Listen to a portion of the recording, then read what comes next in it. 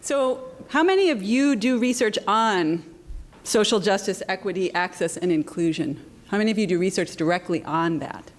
Okay, subset of hands in the room. How many of you do research that could be leveraged for social justice, equity, access, and inclusion? All right, the point of this initiative is to say that every hand in the room, and in fact in the university campus, should be up. So my role today is to get you excited about a collaborative, collective effort to leverage an entire university, to leverage our research power, our resources for K-20 education.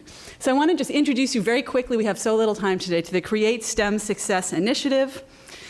This was blessed by Chancellor Khosla with an initial 3-year investment of the equivalent of 3 staff at CREATE, which stands for the Center for Research on Education Equity, Assessment, and Teaching Excellence. I direct CREATE. I'm also a professor of education studies.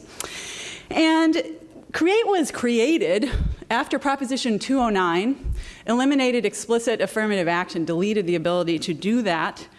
We were tasked with preparing young people for the admissions moment, and since then, I arrived there 3 years ago, it's more like 15 years old. Since then, we've amassed a real force in teacher professional development, in student support programs inside CREATE, and also in equity-related research. We have a research force as well. And in the STEM Success Initiative, we are acting as a support center for campus colleagues. What we're trying to do is help all those hands across campus leverage what you want to do to collectively plug leaks in the pipeline to STEM skills, majors, degrees, careers. What's STEM? Science, technology, engineering, and math.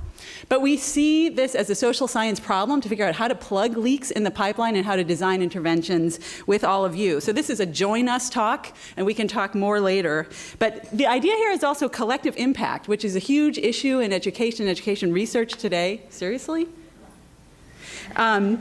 This is a basic research project. Where are the leaks in the pipeline?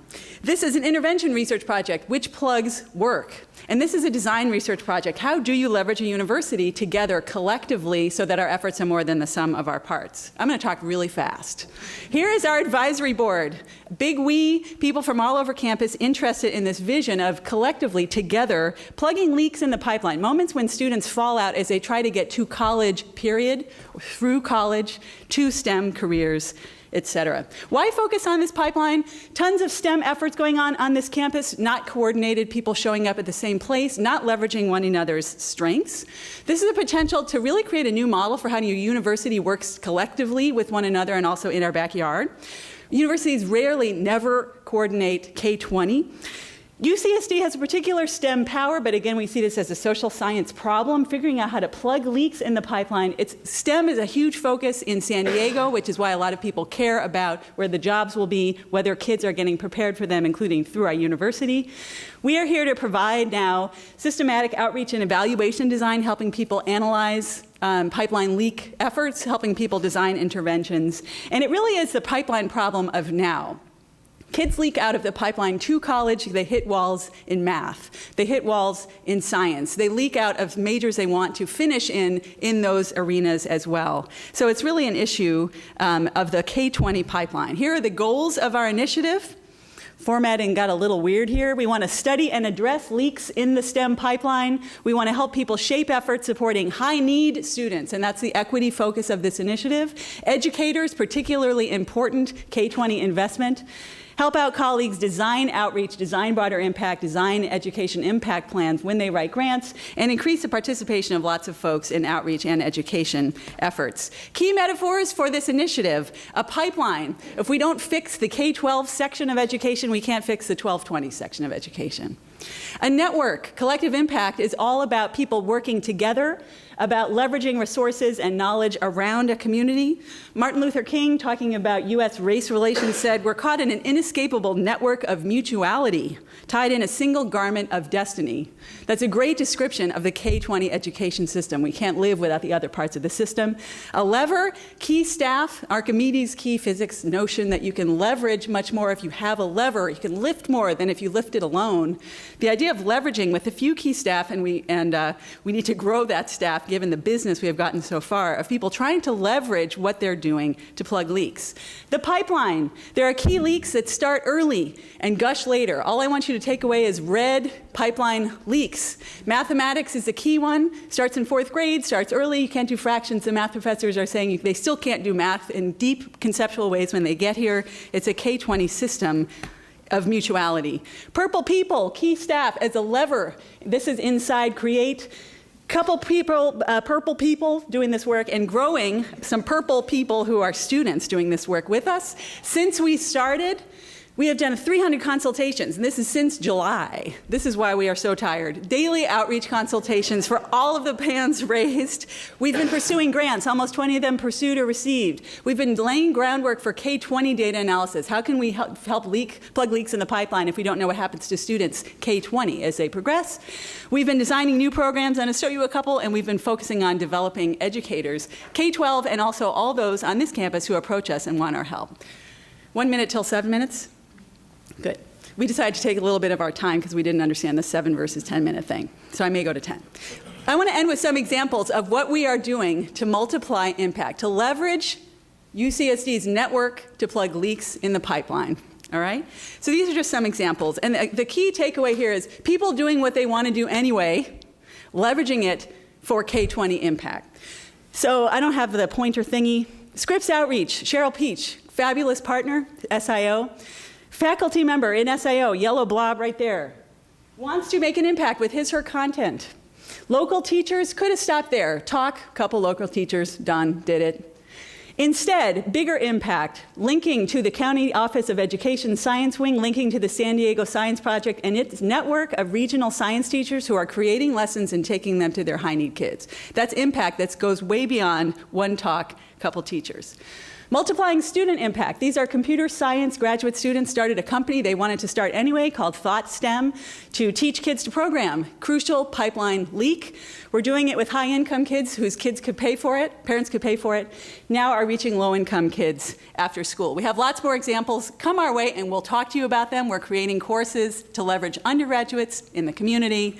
We're leveraging research experiences by adding kids and teachers to them. And we're here to consult. So that was too fast, but I'm done. All right?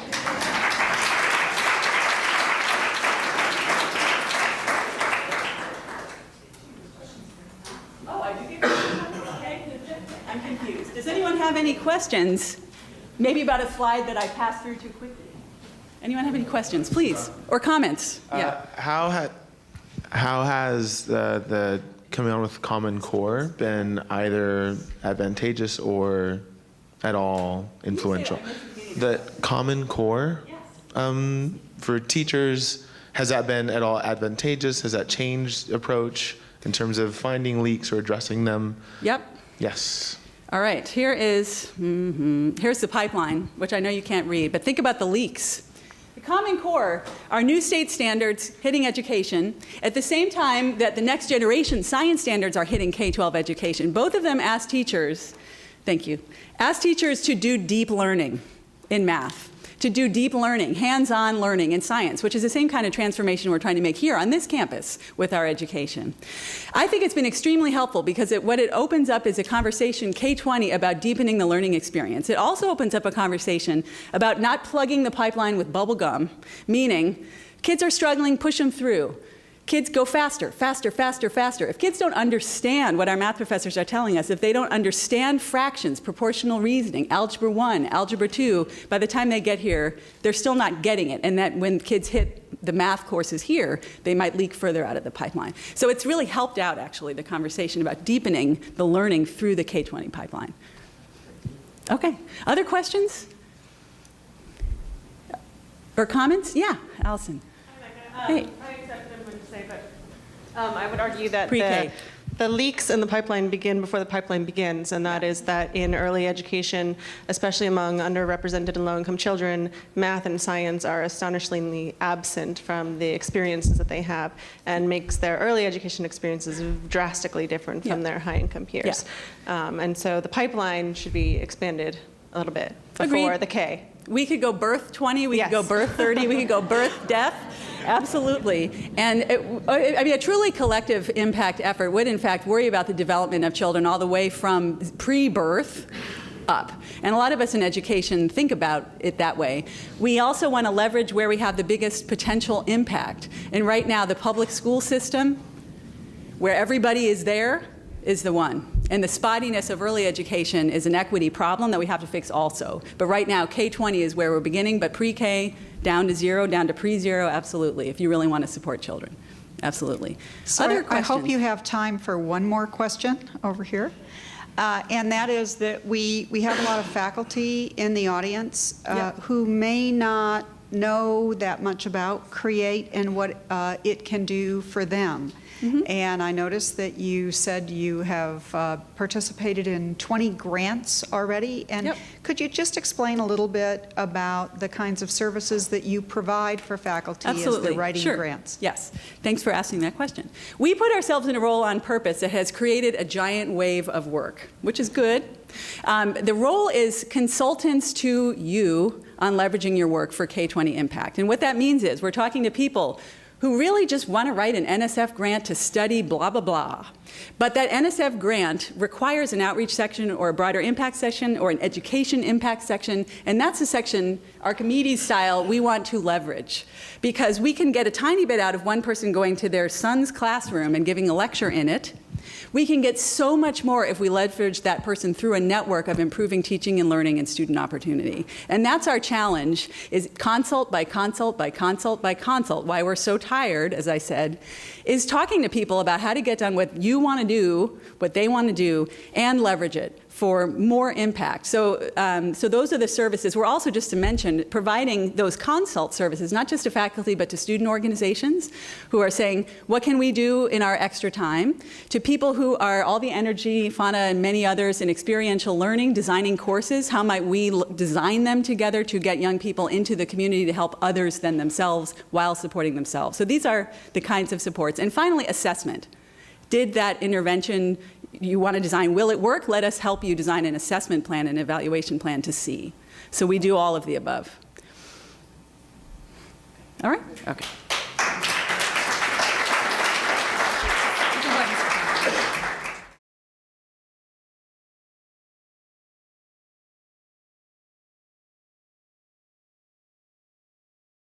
The point of this initiative is to say that every hand in the room, and in fact in the university campus, should be up.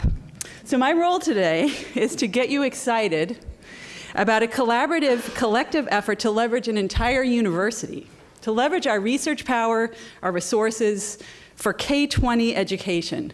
So I want to just introduce you very quickly, we have so little time today, to the Create STEM Success Initiative. This was blessed by Chancellor Khosla with an initial pipeline to STEM skills, majors, degrees, careers. What's STEM? Science, technology, engineering, and math. But we see this as a social science problem to figure out how to plug leaks in the pipeline and how to design interventions with all of you. So this is a join us talk, and we can talk more later. But the idea here is also collective impact, which is a huge issue in education research today. Seriously? 3-year investment of the equivalent of 3 staff at CREATE, which stands for the Center for Research on Education Equity, Assessment, and Teaching Excellence. I direct CREATE. I'm also a professor of education studies. And CREATE was created after Proposition 209 eliminated explicit affirmative action, deleted the ability to do that. We were tasked with preparing young people for the admissions moment, and since then, I arrived there 3 years ago, it's more like 15 years old. Since then, we've amassed a real force in teacher professional development, in student support programs inside CREATE, and also in equity-related research. We have a research force as well. And in the STEM Success Initiative, we are acting as a support center for campus colleagues. What we're trying to do is help all those hands across campus leverage what you want to do to collectively plug leaks in the